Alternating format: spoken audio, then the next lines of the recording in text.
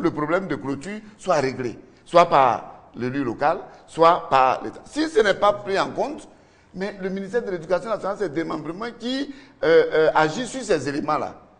Je vous donne le deuxième exemple. À Bobo, l'année dernière, nous avons fait la campagne de mobilisation de la communauté autour de l'école. 3000 enfants supplémentaires ont été recensés au CPR. Mais dans l'impossibilité d'apporter une solution immédiate, l'inspecteur d'enseignement préscolaire, le président du comité de gestion et madame le directeur régional de l'éducation nationale de l'enseignement technique nous ont saisis. Une réunion a eu lieu au haut lieu, je pourrais dire au cabinet. Monsieur le directeur des écoles, lycées et collèges dit les normes, c'est 50 élèves par classe. Si je suis autorisé à faire 60 élèves par classe, ben, messieurs les inspecteurs, allez-y essayer. Mais quand ils sont allés pour faire, au lieu de 50 élèves par classe, 60 élèves par classe, on a résorbé 2000 enfants. Ils se posent la question des tables bancs. Mais les partenaires au développement nous ont accompagnés en fournissant, je dirais l'UNICEF, en fournissant ces tables bancs. Donc, je peux vous dire que pour qu'un COGES fonctionne, il ne faut pas fonctionner en vase clos. Il ne faut pas que ça se passe un deal entre le directeur, le président du COGES et les enseignants. Il faut appeler tous les partenaires et acteurs qui légifèrent au sein des comités de gestion. Chacun dit ce qu'il a comme préoccupation et on prend en compte dans le cadre d'un plan d'action annuel, d'un plan d'action et puis un plan d'action budgétisé. Très bien. Et les cotisations ne peuvent pas à elles seules noyer tout ça. Mais les cotisations, c'est une réponse, c'est une entre autres réponses. On ne peut pas avoir toujours systématiquement recours à des cotisations. Voilà un exemple qu'on a donné. Mais si tous les parents, si toute la communauté est informée de ce qu'il y a lieu de faire, certainement que ce ne serait pas M. Aliou seul. On aurait eu d'autres parents qui auraient apporté leur contribution. C'est pourquoi nous insistons, et des exemples que je peux vous donner, Madame le directeur régional de l'éducation nationale de Daloa, après la rentrée, cela fait maintenant 3 ans qu'elle a initié un projet de draine avec les photographes. Mais ça a généré, au-delà de nos attentes, 30 à 36 millions photos. Et ça a servi à réhabiliter, à peindre tous les établissements des lycées et collèges de la draine. J'ai dit tous les établissements, avec l'apport des photographes. Alors qu'à Abidjan, pendant que des photographes vont barrer et faire sitting devant le lycée moderne, le lycée d'Abidjan, pour dire que c'est eux les photographes, mais quand une rentrée scolaire commence, mais il y a une mobilisation de ressources autour de l'école qui ne profitent pas à l'école. Ce que nous demandons au COGES, c'est d'entretenir des petits projets, de mettre en place des projets d'action qui intègrent des petits partenaires qui leur permettent d'avoir des financements extérieurs autres que les cotisations. Mais à l'impossible, nul n'est tenu. Je suis sur ce plateau pour vous dire, à l'impossible, nul n'est tenu. Que les parents comprennent qu'ils ne seront pas exempts de cotisation si cela est nécessaire. D'accord. Très bien. Alors, moi, je pense que tout est clair. C'est-à-dire que le COGES, chaque COGES doit avoir quand même un plan d'action. C'est-à-dire faire un dossier de projet au moins sur 3 ans. Et puis après, on comprend que c'est le maire ou le conseil régional qui convoque l'AG, pas le directeur d'école. Et à partir de ce moment, ce projet doit être présenté. Et comme aujourd'hui, nous sommes dans une gestion décentralisée des collectivités. Et le conseil régional ou bien la mairie pourra mettre ça dans sa ligne budgétaire. Absolument. Mais il faut avoir des projets sur du long terme. Ça fait que pour l'année 2016, par exemple, le conseil régional peut dire, dans ma région, j'ouvre une ligne budgétaire pour financer les réhabilitations et les constructions de l'école. Je voudrais emboîter le pas. Les 2 séminaires que nous avons eus à l'attention des élus locaux, leur tutelle a demandé expressément que ces élus locaux dégagent une ligne budgétaire pour permettre un meilleur fonctionnement des comités de gestion. Et je crois que c'est ce qui est en train de se faire. Madame le ministre de l'Éducation nationale a adressé une correspondance à ces élus locaux par le biais de la Direction générale de la décentralisation pour demander à ces élus locaux de désigner leurs représentants. Il y en a qui ont désigné un seul représentant pour aux 50 écoles, je souhaite qu'ils regardent pour qu'il y ait au moins 29 conseillers municipaux dans les communes, les petites communes, mais il y a au moins 100 conseillers ou bien conseil régional pour désigner, pour le représenter, monsieur le président du conseil régional ou monsieur le maire, afin d'être informé. Et je pense que le plan d'action en matière de développement de l'éducation nationale devrait servir à ces élus locaux de faire leur plan triennal en matière de construction de salles de classe. Alors, merci. Monsieur le coordonnateur national, certains chefs d'établissement ou directeurs d'école conditionnent la remise des convocations d'examen ou la publication des résultats d'examen sont bloqués parce qu'on n'a pas payé le COGES. Est-ce qu'il s'agit d'actes... sa question pour qu'il puisse répondre en même temps. Parce que, voilà, si c'est... Comment on appelle ces gens d'actions, ce sont des abus de pouvoir. Et puis, bon, il y a certains COGES, quand même, qui démontrent certains comportements d'orgueil.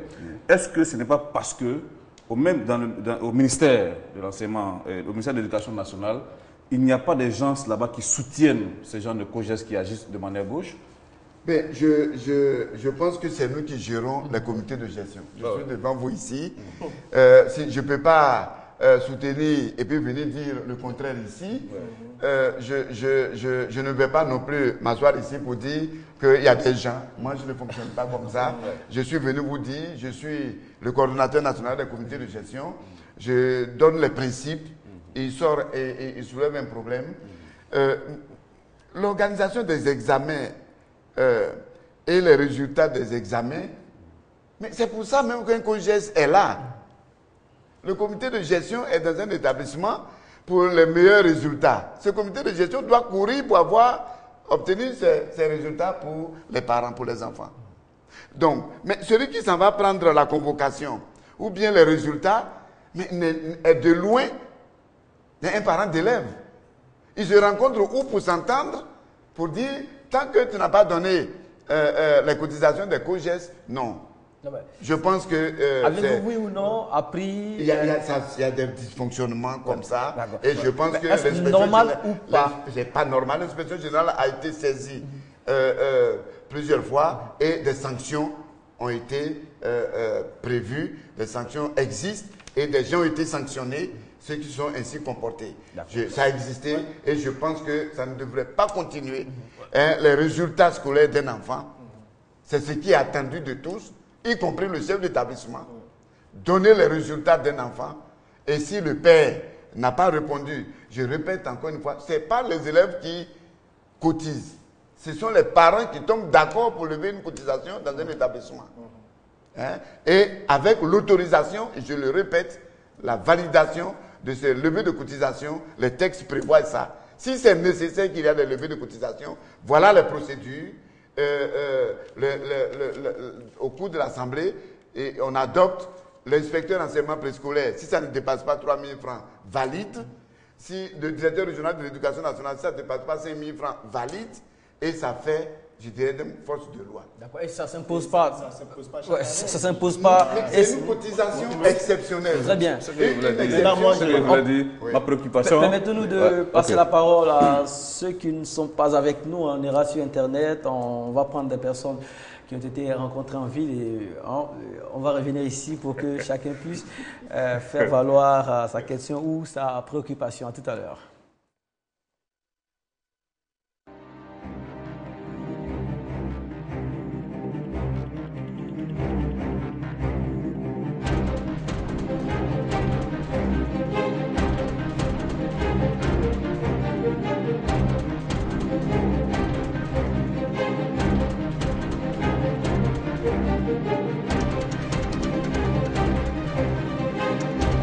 Garde le contact. Cette semaine, le COGES, comité de gestion des établissements scolaires, sera traité au peigne fin. Lundi, le COGES, son rôle, sa composition.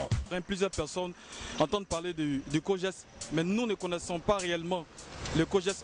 On ne sent pas les activités du COGES sur le terrain. Mardi, le COGES, son fonctionnement, ses rapports avec les établissements, les élèves et les parents d'élèves.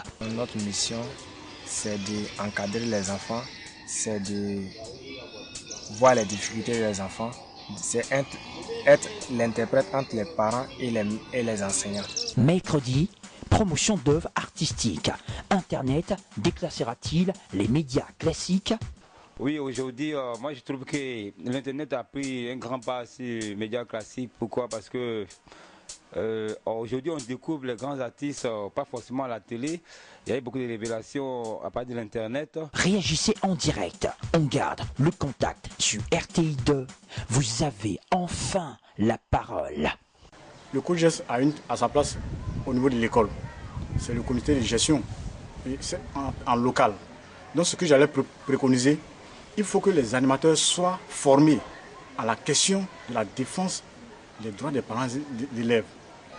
Il ne s'agit pas de prélever des montants et ensuite les gérer comme on veut. Et quand on prélève un montant pour une action donnée, il faudrait que cette action soit posée. On attend du COJES qui nous prouve l'utilité de leur association. Que au moins l'argent qu'ils prennent avec les enfants, là, avec les parents d'élèves, surtout, que ça sert, qu'on sente que ça sert à quelque chose, que les différentes cotisations qu'ils demandent là, que le but pour lequel ils demandent des cotisations, il faut que ce soit vraiment réalisé. Les COJES ont leur place, mais ce qui fait le problème, c'est la gestion. Tu imagines un instant donné, ton enfant va à l'école, il revient, il n'a pas droit au cours, je n'ai pas payé le COJES, donc vraiment ça c'est gênant. Donc à ce niveau, dès le début de la rentrée, on essaie de voir ce dont on a besoin pour l'école et l'enfant paye ça en même temps. Formation des animateurs des comités, transparence dans la gestion. Mais encore une fois, je pense que les parents ont raison. Je vous ai dit que ça fait 20 ans que le COJES existe. Mais c'est aux 2 séminaires sur les élus, par rapport aux élus locaux, que les élus locaux eux-mêmes sont au fait aujourd'hui. Donc la formation est nécessaire. Nous avons environ 350 conseillers COJES en localité, dans les inspections d'enseignement préscolaire. 44, un peu plus de 40 conseillers en région qui jouent ce rôle d'avant-garde, de formation, mais ce n'est pas suffisant. Ce que nous demandons, c'est surtout même les chefs d'établissement qui ont leurs écoles, qui ont tous les textes, qui doivent encadrer les parents d'élèves qui viennent nous aider. Ce sont ces chefs d'établissement. Et je félicite le président de l'amicale des chefs d'établissement qui fait tout à chacune de leurs assises. Je suis donc invité et j'échange avec tous les chefs d'établissement. Bien entendu, au niveau des écoles primaires, je vous dis, il y a 8000 bureaux COJES. 8000 bureaux COJES, ça a un coût et c'est ce que nous tentons de faire. Et je pense que vous nous donnez des occasions depuis le début, donc depuis 2 semaines, de parler des comités de gestion. Nous allons continuer, nous allons faire donc la formation. Et il y a un parent d'élève qui a dit qu'il faut prévoir tout à la rentrée. C'est ce que les textes disent. Il faut qu'à la rentrée, on ait une photographie de la situation d'une école au plan local, au plan régional et je dirais même au plan national. L'exemple de la DREN d'Abidjan est partant pour qu'on puisse fonctionner ainsi. Et vraiment, la place de l'enfant, c'est d'être à l'école et nulle part ailleurs. Et l'un des droits de l'enfant, c'est l'éducation. C'est d'ailleurs pour les enfants que ces organisations, ces structures sont mises en place. Ce n'est pas normal que pour recouvrer des fonds, on renvoie les enfants. Des mesures sont prévues pour que, et partout je passe, je dis aux enfants, si on vous renvoie pour une levée de cotisation, informez Madame le ministre. Mais en même temps, prévenez vos parents. Si une autorisation est autorisée, si une cotisation est autorisée, s'ils le refusent, ben, ils vont subir la force de la loi. Voilà, une image vient d'être postée à Patrick. On va aller sur Facebook. Fatou Koulibaly nous permettra d'atteindre la toile tout de suite.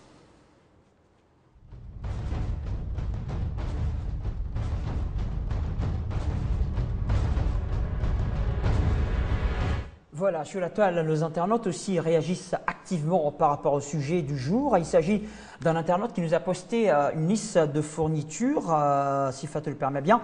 Il nous dit inscription au lycée moderne de Oumé, année scolaire 2014-2015. Cela veut dire que c'est cette année. Alors, vous constatez avec moi, monsieur le coordonnateur. Attention, il nous dit un paquet de rames de 80 grammes par élève, pour tout élève de la 6e jusqu'à la seconde orientée. Alors, nous voyons ensemble ici, d'abord, Mohamed, pour la classe de 3e, des choses sont demandées. Ensuite, voilà, je vais rapidement agrandir. Ok. On peut l'agrandir. On va l'agrandir rapidement. Voilà.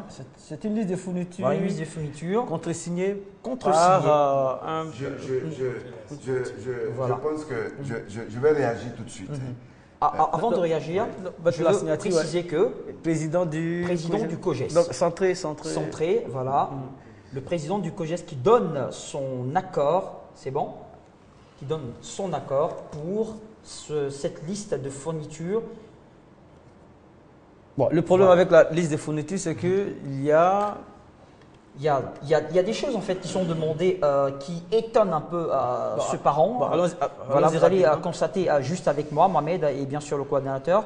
Vous avez d'abord par exemple classe de terminale, droit d'examen 5 000 francs, carnet de correspondance 500 francs, photo d'identité exigée à l'école 1 500 francs, tenue DPS 2 500 francs, enveloppe de la poste 3, on demande 3, c'est-à-dire 1 000 francs l'unité, et comité de pilotage d'inscription en ligne 200 francs.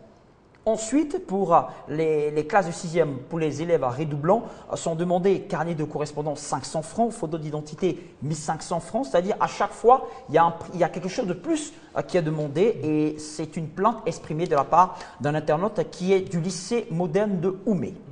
Voilà. Oui, je pense que… On vous présente la liste de fournitures. Je pense que il ne faut pas faire de confusion. Liste de fournitures, droit d'examen, c'est des choses qui ne sont pas ensemble. Malheureusement, le président du bureau COGES a posé sa signature. Est-ce que c'est le président du bureau COGES qui perçoit les droits d'examen? Les droits d'examen qu'on paye au trésor. C'est vraiment… Je pense qu'il ne s'agit pas de COGES. C'est une erreur, c'est une faute. Je voudrais que les téléspectateurs et surtout quand un parent d'élève va dans une école et qu'on lui donne une liste de contraintes. Vous ne voulez pas, vous avez un droit d'examen à payer dans une école. Et c'est payable au trésor. Ce n'est même pas dans les cahiers de compte, dans les cahiers de charges d'un bureau COGES. D'accord. Donc voyez. Il y a des choses et donc c'est pourquoi quand quelqu'un a parlé de formation, il faut faire très attention. D'accord. Nous allons alors, le président du proviseur, vous voyez, c'est écrit là encore, le proviseur qui a contre-signé. Alors, voilà un monsieur qui a deux rôles.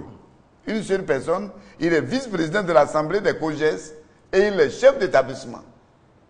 C'est à quel titre il fait signer un document par le COGES avec lui. Moi, je pense que ça encore… Voilà, donc je pense que c'est tout ça que les téléspectateurs décrivent. Nous prenons des mesures pour ça. Il y a des choses, nous avons le devoir maintenant de donner des instruments, des outils de pilotage de fonctionnement des COGES. Quand on dit à une assemblée, qu'est-ce qu'on doit faire dans l'assemblée?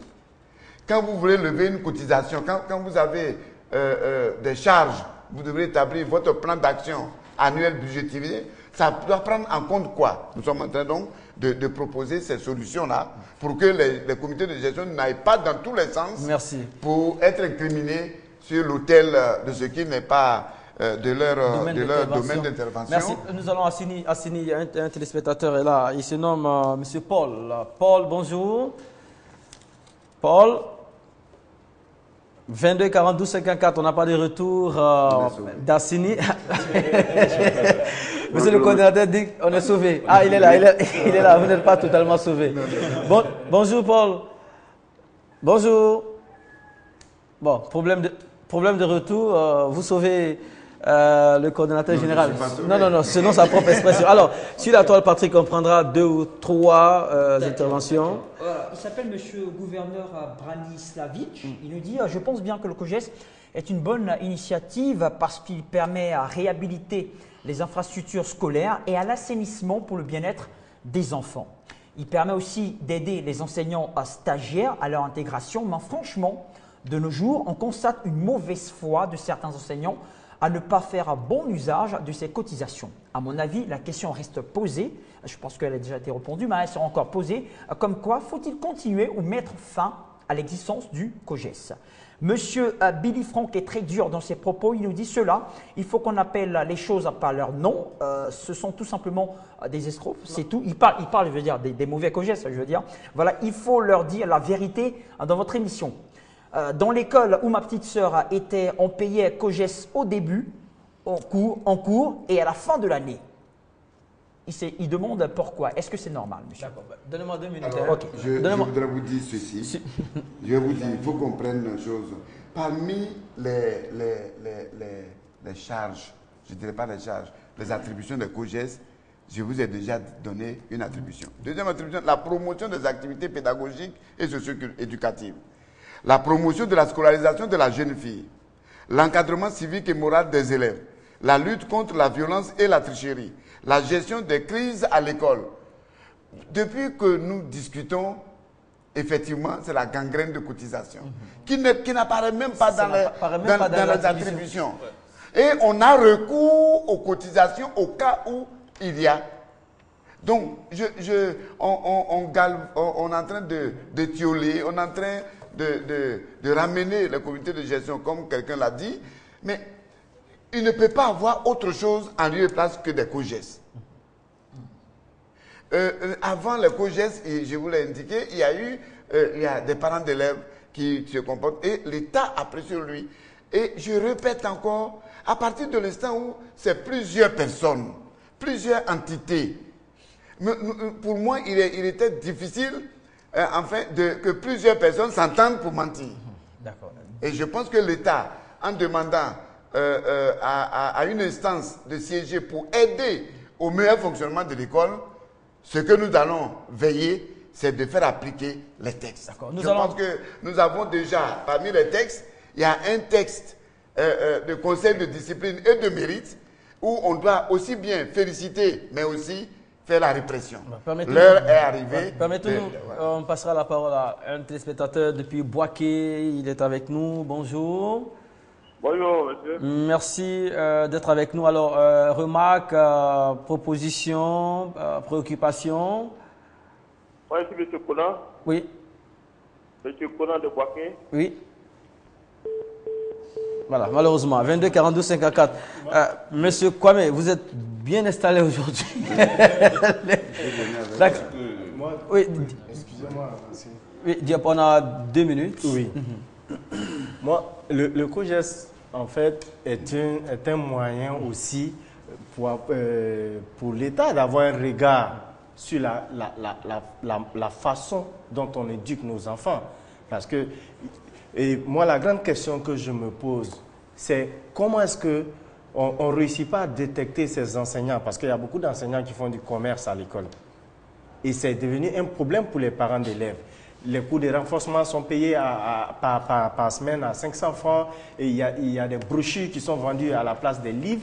On nous dit que les livres sont chers, donc nous, en tant que professeurs, on a créé des brochures qu'on pourra vous vendre. Cet argent-là, c'est tout un commerce qui s'organise dans une école. Ce n'est pas reversé au COGES, ce n'est pas reversé dans les caisses de l'établissement.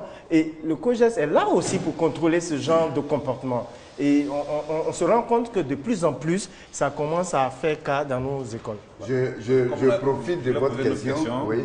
Voilà, comme on a à la fin, je voudrais poser une question pour que vous puissiez répondre à tout. Je me dis que, compte tenu de toutes ces critiques que nous entendons ça et là, est-ce qu'il n'est pas nécessaire de revoir la constitution des membres du COGES? Mais, merci. Je voulais dire rapidement, voilà un plan d'action budgétisé d'un COGES ou activité de renforcement de maîtres. Le bureau COGES doit payer aux enseignants des activités de renforcement. Mais les activités de renforcement, c'est l'enseignant qui a enseigné, qui voit qu'il y a quelque chose qui ne va pas, qui fait des renforcements. Mais ça ne va pas apparaître dans le fonctionnement d'un comité de gestion en guise de salaire à payer aux enseignants. Mais comment on désigne les différents membres? La Constitution. Non, mais la Constitution est claire. Oui. Pour un bureau COGES n'est pas un bureau électif. Chaque entité élit les différents représentants dans le bureau exécutif. Les élèves se retrouvent, ils élisent leurs représentants au bureau exécutif et leurs représentants à l'AG. Les enseignants se retrouvent, ils désignent leurs représentants au bureau exécutif et leurs représentants à l'AG. Et les parents se retrouvent pour élire le président du bureau exécutif. Et le vice-président de l'Assemblée, qui est le chef d'établissement, qui organise ces élections, fait la mise en commun et fait une réunion, donc une assemblée constituante, pour établir la liste des membres du bureau. Donc, ce n'est pas... D'ailleurs, c'est tellement bien fait, de sorte que quelqu'un n'ait pas à démettre sans se référer au groupe qui a désigné son représentant. Donc, pour moi, je pense que le problème qui est posé ici, c'est un problème de fonctionnement. Il y a des dysfonctionnements qu'on constate. Il y a des éléments qui ne relèvent pas des attributions des comités de gestion. Tous les acteurs impliqués dans le fonctionnement des COGES ne jouent pas réellement leur rôle.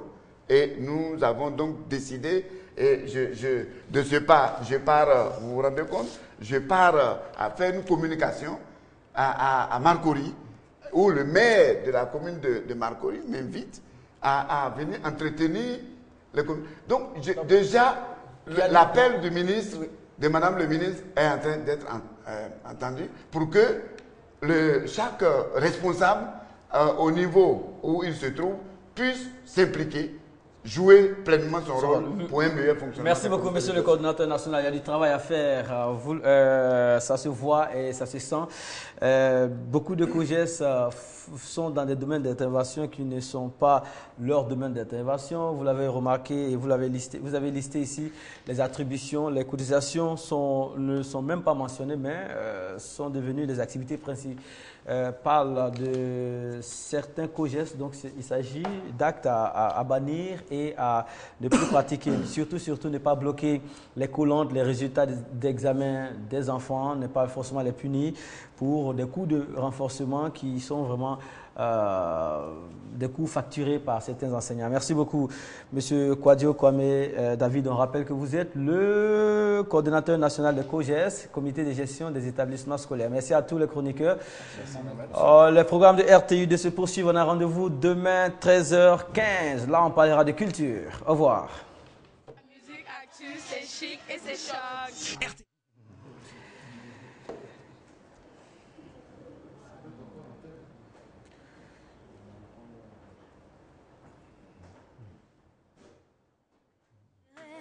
Ne jamais baisser les bras, toujours travailler. Aller droit au but, ne pas écouter les ragots. Aller toujours plus haut, gagner son pain. Dans le travail, il faut persévérer. Ne jamais baisser les bras, toujours travailler. Aller droit au but, ne pas écouter les toujours plus haut, gagner son pain dans le travail.